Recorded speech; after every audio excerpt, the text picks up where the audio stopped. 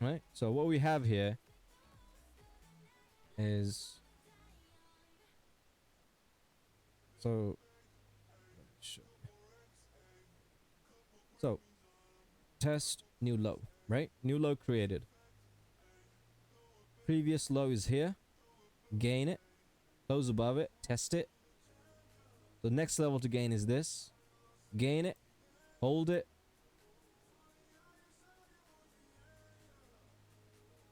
There's nothing else. You might think, oh, wait, what about the high of it? We already did it here. So if we hold, if we break this, it's probably gonna make new lows because there's nothing else, right? So what you've done here is you've gone on the daily, you've looked at this on the daily and went, all right, this around here is your buy zone, right? And you narrowed it down on the hourly to where exactly you would do it. So this is how you work around time frames, right? You look at the high time frame, you look at the small time frame. Now, this sounds very fucking obvious, right? You know, you go to the high time frame and look at the small time frame, right? Like, duh. But whenever you're trying to narrow down your trade, it doesn't necessarily matter on the time frame, right? It doesn't necessarily matter on the time frame. It matters on what are we trying to do, right? Now, what are we trying to do is the same in high time frame as it is on the small time frame. What I mean by that is level to close, level to hold, all that shit is the same thing on the daily as it is on the 1 minute. So if you understand that, you can take trades on the 1 minute around the range on the daily, right? To make your trade a lot more precise. So you know this is the range in the daily, around here somewhere. But since this is a fucking big range for you, or whatever, you go and look at the small time frame and go, alright, what is here that's of confluence, right? What is here that is similar to what you're looking at the higher time frames, right? They look for, confirmation, double confluence, confirmation, blah, blah, blah, blah, blah, right? Now, it sounds pretty obvious saying this, right? It is obvious, but it's not necessarily about the time frame. You're asking the wrong question. It's not about the time frame. It's more about what are we doing? What did we do here? What is this level? Right? What did we do here? And what does it mean if we do this? Right? So let me explain what that means. So, this is the previous, this is the current. If we go and close above, it would mean we would need to now close above this one because that's the previous one. If we do close above that one, now what we have is we have a trend up on the 15 minute. So on the 15 minute, this is an uptrend. On the hourly, this is still a retest. On the 4 hour, this is still a retest. On the daily, nothing really. Weekly, nothing really. Right? So we have started to trend up on the 15 minute and lower time frames. Okay? So anything lower than 15 minute, the trend is up. Anything higher than 15 minute, it's just a retest. Okay? So how would you use this information to take a trade, or how would you use this information to manage a trade? Right? The way you would use this information to manage a trade would be chase it. Chase it like this. I'm not saying chase the price. I'm saying chase the price action, right? What it has done. Has it done things properly? Is there any levels to the downside that could potentially be retested? If it's a no, everything has been tested, then the probability is higher because remember the trend is up. And if it does start breaking these levels, for example, you know this thing is gonna dump because we've broken the level that we didn't want to. And there's nothing else here. Imagine this is a black hole. There's nothing here. There's just this and a new low. Okay? So imagine there's a magnet right fucking here. So if we start breaking this, this magnet's gonna take over and we're gonna make a new low. So how would you trade this? You would just move your stop loss to right here. Because if it breaks this, you get stopped out in profit. But it's probably going to go lower than where your exit was, which is here. So you can sell higher and buy lower. Right? So when you're seeing this and you're saying, but Skinner, there's a lot of untested levels, everything. This is different. This is a price discovery potential reversal. Right? That's what this is. Low. Gain. Gain the high of it. Test it. Pop off. So what is the level we need to hold? Where's your stop loss in profit? What happens if we break it?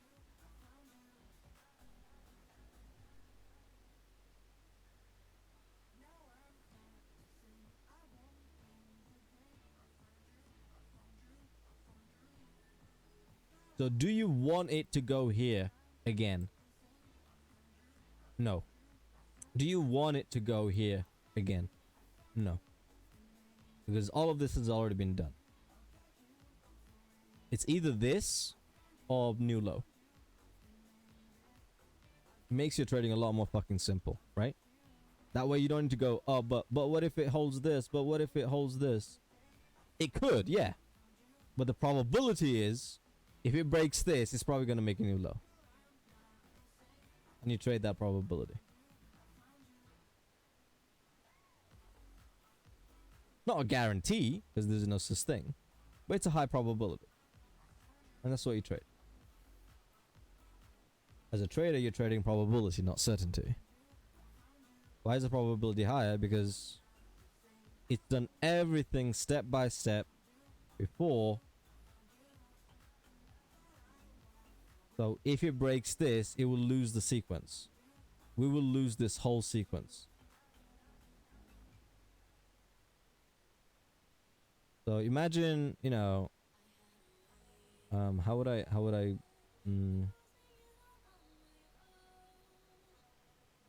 imagine a relay, right? Relay, one guy passes the baton to the other guy.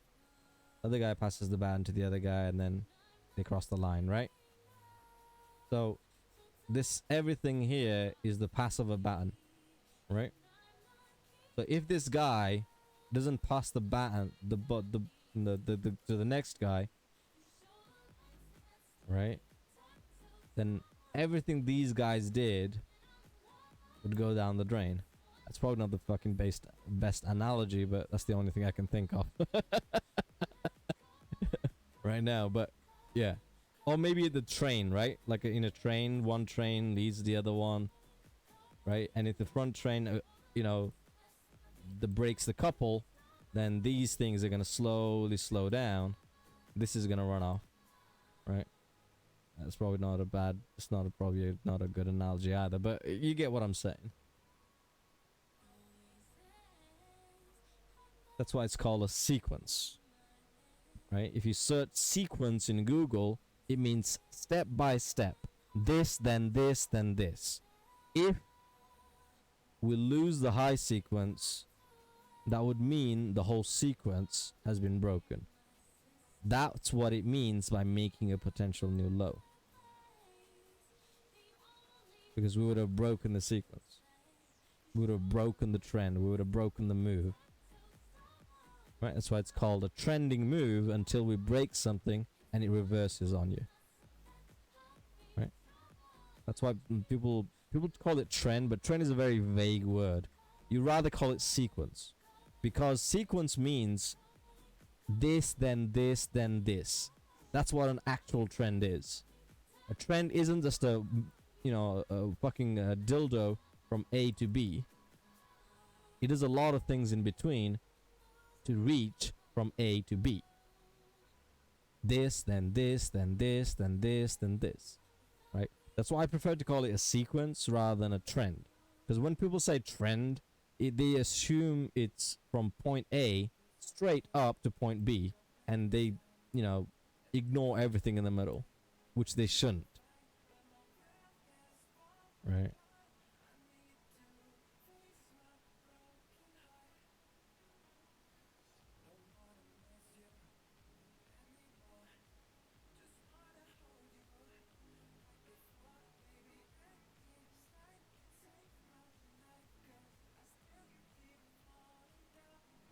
So Virgin Atlantic.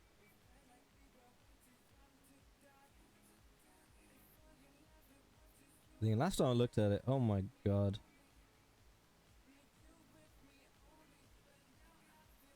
Oh dear god, last time I looked at it here, holy shit. Ooh. Did we break it? Yeah, we did. Let me actually, there's an example of the thing I just showed you before. Right fucking here. Right. Does this seem familiar, guys? Does this look familiar to you? This was the low. This is the failure that took us down. So we need to gain above it and hold above it. If we don't, that's what we broke here.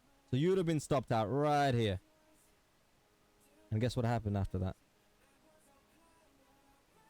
So that's a before and after, I guess, of the other trade. And as you can see on the daily, they did try to hold it right here, but then they failed. So that would have been your short.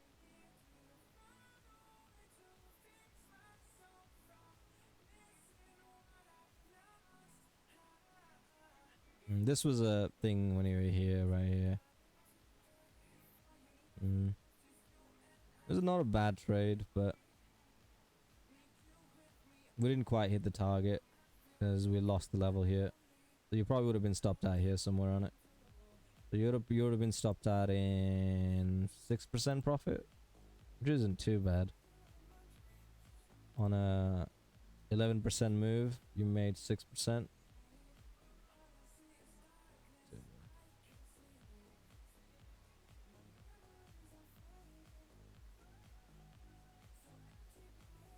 It would have been a stop loss in profit.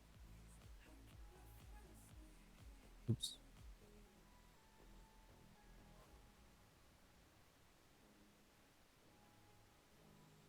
So now let's look at it in the current time frame, right? Let's look at what it's doing on the 3 minute. Okay. So it looks really illiquid. Let's look at it on the 15 minute. Still looks a little bit but okay. So what we're doing is we're doing that.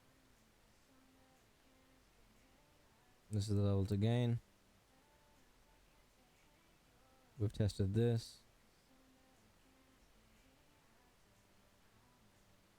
Yeah, we've already tested this. This is the level to hold. If we break, we're going to make a new low lower than this low. So we're probably going to come down and test this. So what that means is if we break this, we're probably going to come down and test this. So I use the same thing methodology on the other stuff to come to this conclusion in terms of probability. Now why do I say this? Is because of this. Low, previous, gain, test, continuation. Right? Eye of it, that's the level to hold. If we break it, we would have lost this pump. So we're going to make a new lower than this low. And there's only one level left.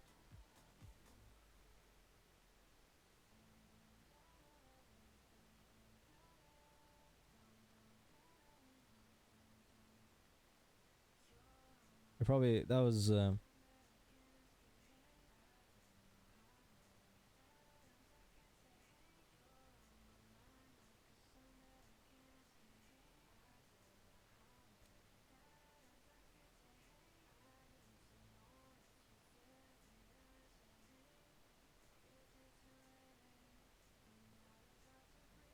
lot of issues are on the system in margin. Seems like the biggest issue coming across with playing with quiet players. Any tips?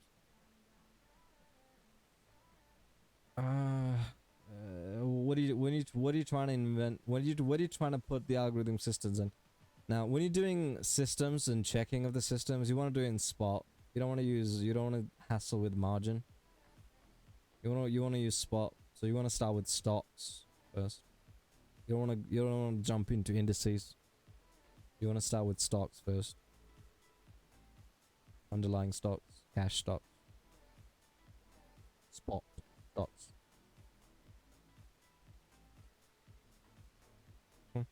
Now, if you're dabbling into crypto, okay, if you're dabbling into crypto, you want to again start with spot, because margin is a noise you don't need when you're starting out, but it can be implemented later on. You don't need to implement it when you're starting out, because margin is an issue later on.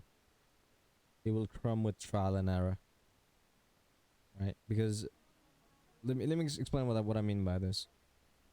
Whenever you are trying to implement a system, right, in margin, there are a lot of things that you need to include. Volatility for the day, local volatility range, local sequence range, local delta between point high, point low, volumetric delta sequencing between high, low on the 4-hour closes, C close at the top, D close at the bottom on the hourly. What else? That's pretty much it, really. Top of my head, right? Yeah. Open interest and all that shit that you need to include when you're thinking about margin stuff, which you don't really want to think about, because if you start including a lot of those things, a lot of those things can go wrong, right? Because you have too much shit. If you have too much stuff, it means that there's a probability of more things that can go wrong. So if you don't have too much stuff and you're just doing it from a pure spot perspective of buying, taking profits, not shorting, just buying, taking profits, buying, taking profits, rebuying, taking profits, blah blah blah, it removes the idea of shorts, it removes the idea of leverage, it removes the idea of liquidity spots, it removes the idea of what leverage to use at what ranges and why you should use those leverage, because at certain spots in cryptocurrency, when you're trading especially ETH and Bitcoin, you want to use the higher leverages. In certain circumstances you want to use the lower leverages. Now how do you know is when you are looking at the price on the 4-hour, what creates is you're looking at the most local candle, and you look at the open and close on the most local candle, and you look at the distance between where the open was, where the close was, right? And that becomes just your starting point. So you know in the previous 4-hour what the open and closes of that candles was, right? And that becomes your starting point. From that starting point, what you'd use is you'd extrapolate the delta range between the high, the low, and you use a lot more other stuff, which I'm not going to go into at this stage, to try to calculate which is the Goldilocks leverage, right? Not too high, not too low, Goldilocks, right? Goldilocks zone, right? You know Goldilocks, right? Yeah. So you find out that sweet spot, right? But for that to happen, you need to look at a lot of stuff in leverage. You need to have data for that leverage, which needs to be true data, right? Not data from TradingView, because data from TradingView is a false data through the API. So what would the exchanges do? What exchanges give to TradingView is not the same data that you will receive directly from the exchange. You know, if you have a multiple layers of API and blah blah blah, right? Levels of API, sorry. So you gotta be careful using margin when you're first starting out. So it's like almost, you know, trying to, you know like that, that race you do with egg spoon race, right? You're trying to sprint with an egg spoon in an egg spoon race. You don't do that, right? Because the egg's gonna fucking fall off, right? You wanna slowly walk, which is your spot, right? On the egg spoon race. That's what you're trying to do. You're trying to use, you know, fucking. You're trying to sprint in an egg spoon race. A lot of things can go wrong. There's a lot of things that could go wrong. There's a lot of data that could go wrong. Now, if you don't have perfect data, that's a negative. If you don't have multiplicative perfect data, because one data leads to another data, one information leads to another information, right? When you're looking at algorithmic systems, one thing leads to another thing. If the underlying thing is wrong, then the next thing is also going to be wrong, and the next thing after that is also going to be wrong. Next thing after that is also going to be wrong.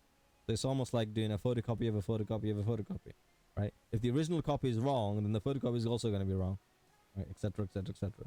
So your sequencing is going to be wrong because your underlying is wrong. Your assumption is incorrect. So you don't want to have too much assumptions, because if your assumption is incorrect, so if you have too much assumptions on leverage platforms, that you would have to do assumptions. It's just the way you have to do it, because you don't know. There's no certainty there. You have to assume. If you assume too much, then it becomes hopium rather than, actual something. It becomes like, oh, I hope it does this, rather than, oh, because of this, and this reason, it's probably gonna do this sort of a thing. Which is, not something you want to do. Not something you want to happen. Anyway.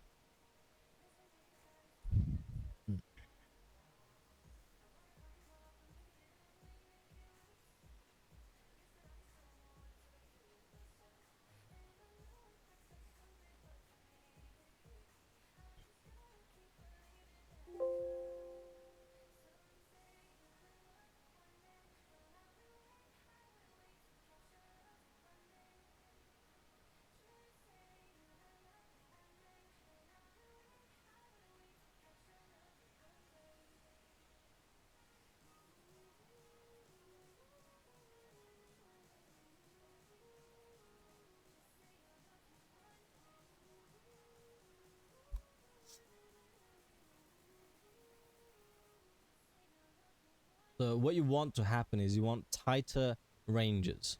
So you want the opening and closes to be tighter. The difference between your open and close to be tighter, because that pretty much means accumulation.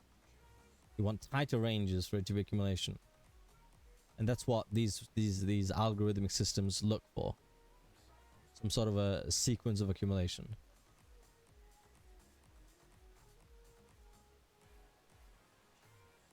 But it sounds simpler than it is, right? I mean, it sounds simple, like, oh, well, you're looking for accumulation, but not every accumulation looks like accumulation. Not every distribution looks like distribution, right? And that's the nuance.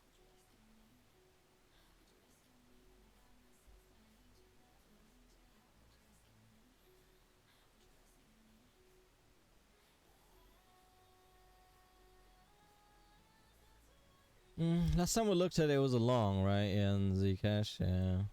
I don't think anything has changed on it. Yeah, nothing has changed. Well, this was the long. This was the previous long. This to this. This is the local one. And we're just riding it up. Oh shit! Did we lose it? Did we lose this? Yeah, we did. Huh. Oh no, we haven't. No, we haven't. That's pretty close to losing it.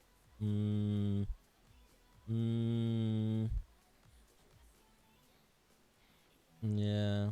That's dude, that's a perfect price action. They're absolutely fucking beautiful. So if you invert this, so what do we do here? Right, remember the things I taught you before. Look for the swing, took us up, took us down. That becomes that. That's the range, right? So what happens? We reverse it, gain it, hold it, pop off. So you don't want to go anywhere near this range again. And we haven't. So you're gonna hold this one now. Oops. You're gonna hold this one now.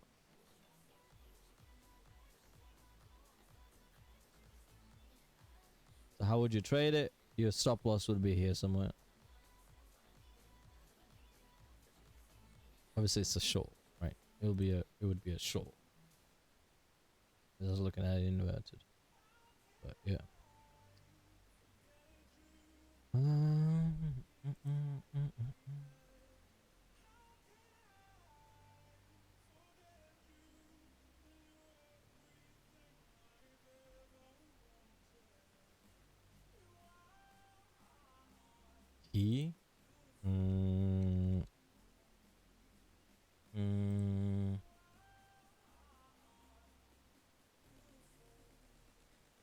it's probably been a long. Yeah, it's been a long time since I looked at this. Yeah, that's what this is where the exit was on key. Yeah, this is where the exit was.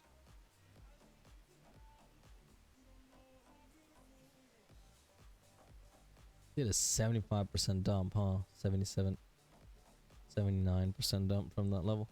Holy shit. Yeah, I remember this shit back in the day. Let me find the chart for it. It'll be from April.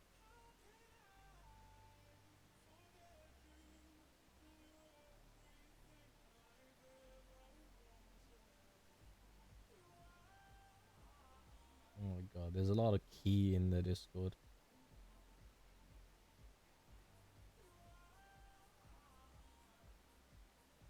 Alright, there it is. Yeah, your exit was 70, sorry, 27 something something something.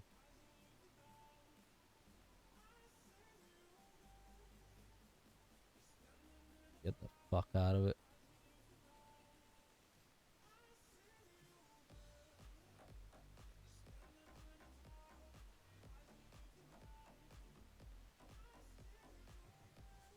So,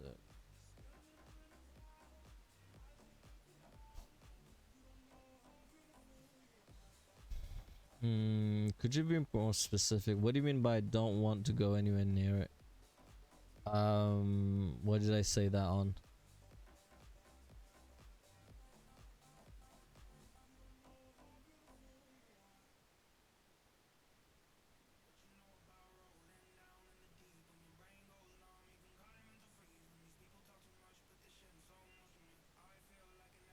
So key, let me end this one. What are we holding? All right, we're holding proper. That's the rejection here. That's the resistance. Your stop loss would be somewhere around here.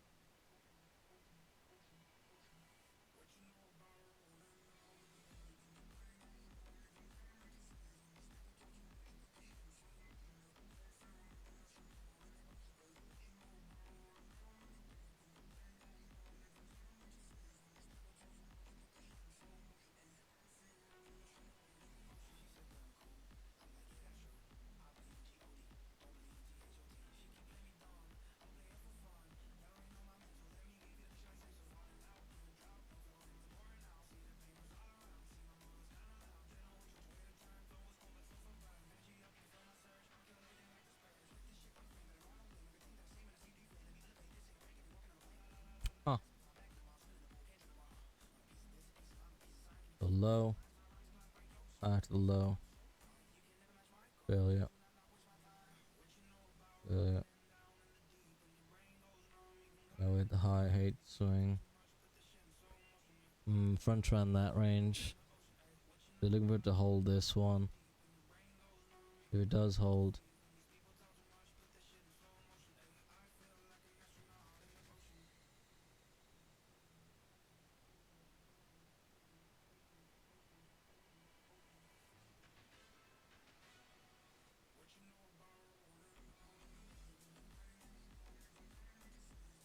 Huh. Huh.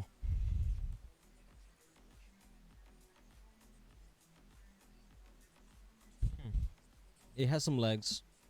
It has some legs. Invalidation is pretty easy. It's just pretty much this level. It has some legs. Interesting. What's the ticker called? Key? Make a note of this. I'll put the chart in the Discord.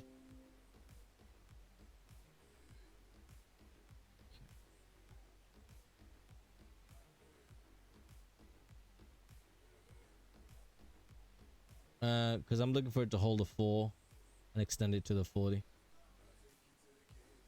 It's an max extension. Multiplication of 4. So this is your extreme top. This is what you're aiming for. Could it go high? Yeah, sure. But this is your realistic aim.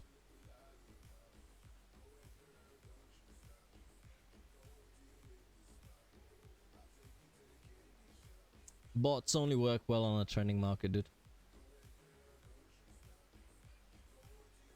That's how they're designed.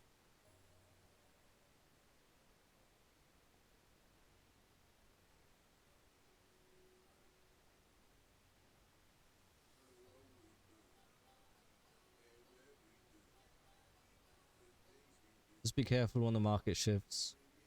You'll be underwater. Just be mindful of that. If you understand where you're looking at in terms of where the market shifted, if you have that understanding, it should be fine.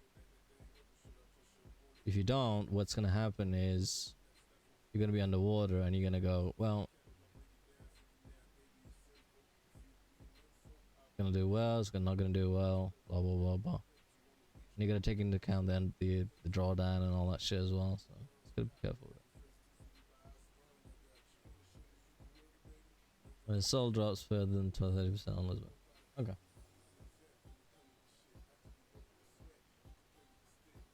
All you're doing is buying it, wait for a retrace, buying it again, wait for a retrace, buying it again, wait for a retrace of 10-20%, buying it again, wait for a retrace of 10-20%, buying it again. I mean, that's not really a bot. I mean, this is a very simplified sequence moves.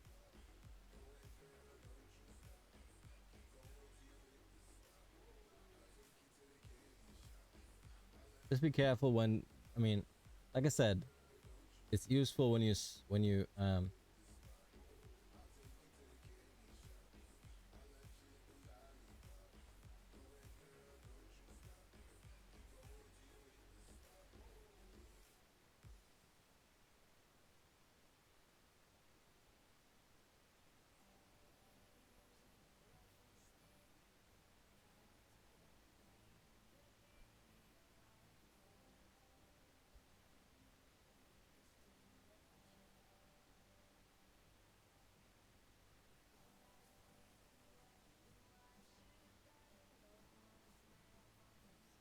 on this high closes enough, or it must close above this. Okay. Now, high closes above this is enough, so you would move your stop. You put your stop loss around here. But as soon as it gains above this, you now move your stop loss to here. As soon as it gains above this, now you move your stop loss to here. If you're a little bit aggressive, you would move it just right here or here. It just depends on management of the trade rather than trying to understand where to take the trade itself. In terms of where it should hold, where it should go. It's just much more in terms of management of the trade. Management of the trade in terms of where to move the stop loss and profit to. Or where to get your re-entries, for example. Rather than trying to understand what it is. Right, trying to understand, oh, well, this is the level to gain, this is the level to blah. This is the level to gain. Right? That's the big one. So that's the big one. Until then it's just nothing. You can buy it, but you're not expecting anything out of it. Okay? Keep that in mind.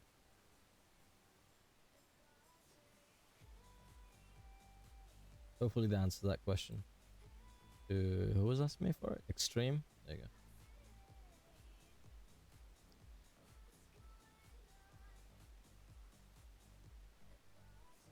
No worries, dude. Yeah, you're DCAing on the way down. Yeah.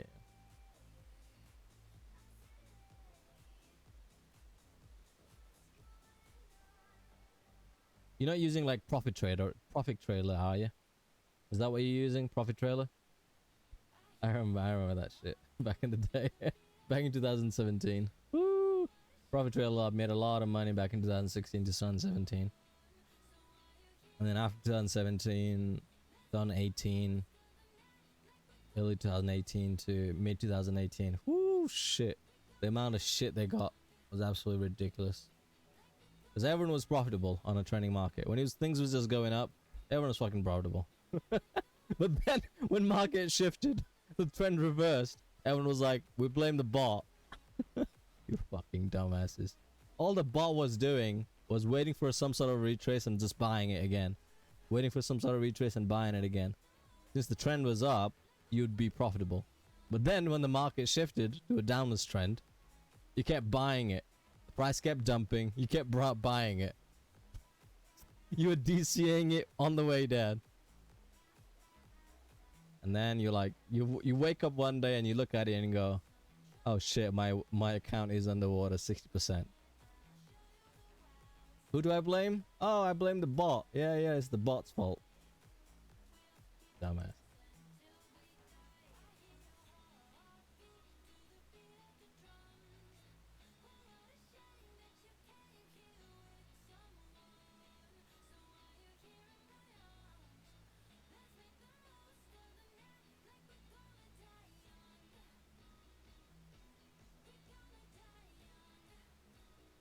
Yeah, whenever you're trading using the bot, just be mindful of when the market reverses, market shift. He's just gonna keep buying it. Price is gonna keep dumping and he's gonna keep buying it. You know? You need to know when to stop when that sort of thing happens. And that's what, learning TA is all about. Trying to understand where to stop. Where is that point to stop?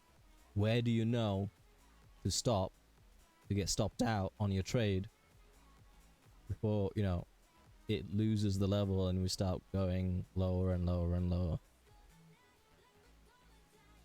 That's what it's all about.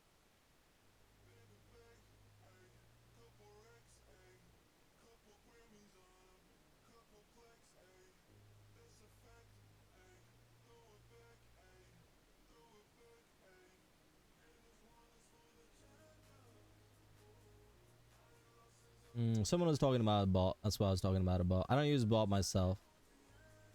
But I'm just saying, if you're using a bot, just be mindful. Just be careful. Because the people in the chat are beginners, I'm saying be careful. Because the idea of a bot that makes profit is very lucrative. You start seeing dollar signs in your head, right? And it's mostly bad to new beginners. People who've been in this market for a while, already know what's up. Beginners, it's a pothole. So that's why I'm clarifying it.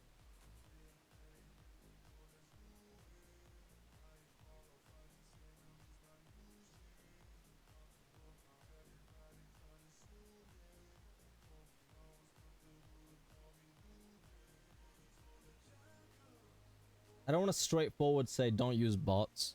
Because again, it's your money. You do whatever the fuck you want to do with it, right? But just keep in mind the negatives of it, right? When the market reverses, the bot's going to keep buying.